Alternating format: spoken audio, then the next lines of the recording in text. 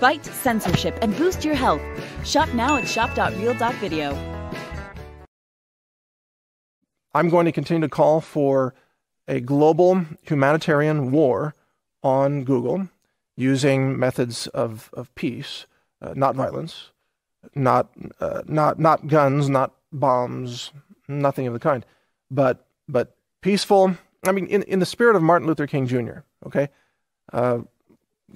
We shall overcome. I mean, this is the civil rights movement of our world, of our time, and it affects all of us, regardless of our skin color. I mean, it's the ultimate civil rights issue of our modern world, and we need to confront Google and these other tech giants in the spirit of Martin Luther King Jr. and recognize that what he said through so many of his enlightening speeches rings just as true today as it did back then.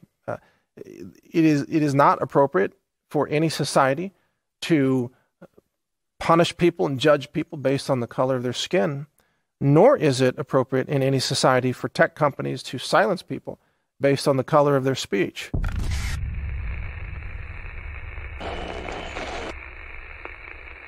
Examining free speech from a philosophical perspective gives us extraordinary answers about how to solve so many of the problems of our world, including authoritarian regimes, dictatorships around the world, and also censorship that's now being aggressively pursued by the tech giants such as Google and Facebook. From a philosophical perspective, free speech is an extension of innate human freedom, which is itself an extension of consciousness. Consciousness is really a self-evident property of existence, of being alive, awake, and aware. Each of us, in our own experience, understands that we have a choice of what words to speak. We have a choice of which actions to take. We have a choice of what thoughts to think in our own mind. And it becomes a natural conclusion that if we weren't meant to be free, then we would not have this innate internal freedom to think, to act, and to speak. Thus, freedom of speech is an extension of the divinity, you might say, of your being. Your consciousness is proof that God wants you to be free. Or if you don't believe in God as a being, that you could say the creative force of the universe wants you to be free, because you were born with a sense of awareness and consciousness that you continue to experience to this day. You are self-aware. You have choices. This is self-evident, and it does not have to be proven scientifically because it is individually self-evident in your own experience. It's not an illusion, as some scientists say, that you are aware, awake, alive, and have the ability to make decisions that have essentially no chemical cause. You are more than the sum of the chemistry in your brain. You are a divine being. You are a divine creation. And as a result of that, you have a divine right to express your speech and to express your ideas.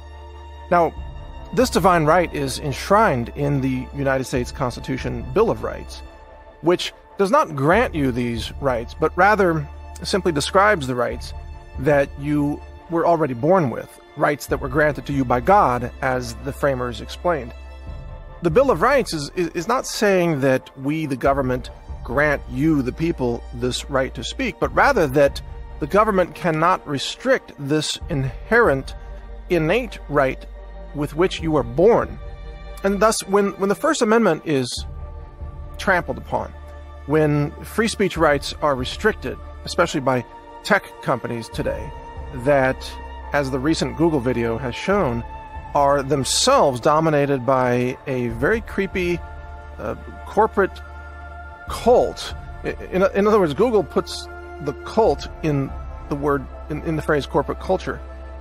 They are a cult, and they have this very creepy, weird internal belief system where they tell themselves that they support an open and free internet with full transparency, and in order to accomplish that, they must silence the voices of all those with whom they disagree.